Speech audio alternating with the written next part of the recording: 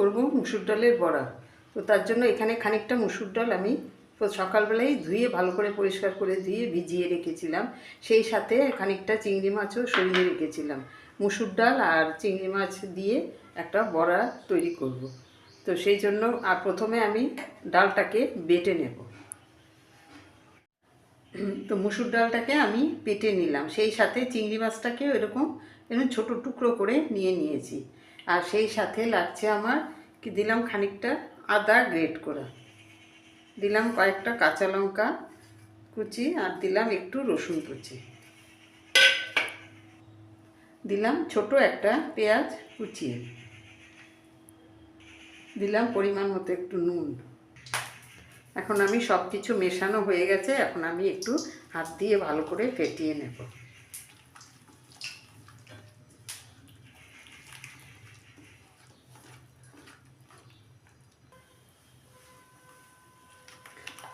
তো এরকমভাবে একটু হাত দিয়ে ভালো করে ফেটিয়ে নিলাম।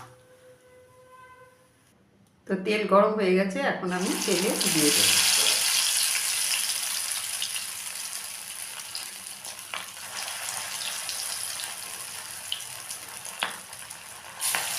এরকমভাবে দিয়ে আমি ভেজে তুলব।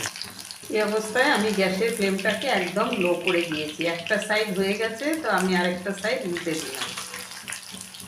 তো একটু লো ফ্লেমেই এটাকে ভাজতে হবে, না হলে ওপরটা কালার ধরে নেবে, ভেতরটা কাঁচা থেকে যাবে। তো কয়েকটা বড়া আমি ভেজে তুলে নিলাম। কীরকম খটখট আওয়াজ হচ্ছে সেটাই আমি কতটা মুচমুচে হয়েছে। বাবা কি দারুণ কটকটে হয়েছে।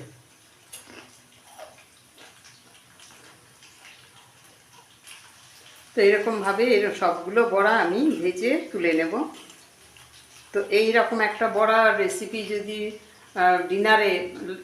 লাঞ্চে ডালের সাথে প্রথম পাতে থাকে, তাহলে খাবারটা বেশ ভালোই জমে।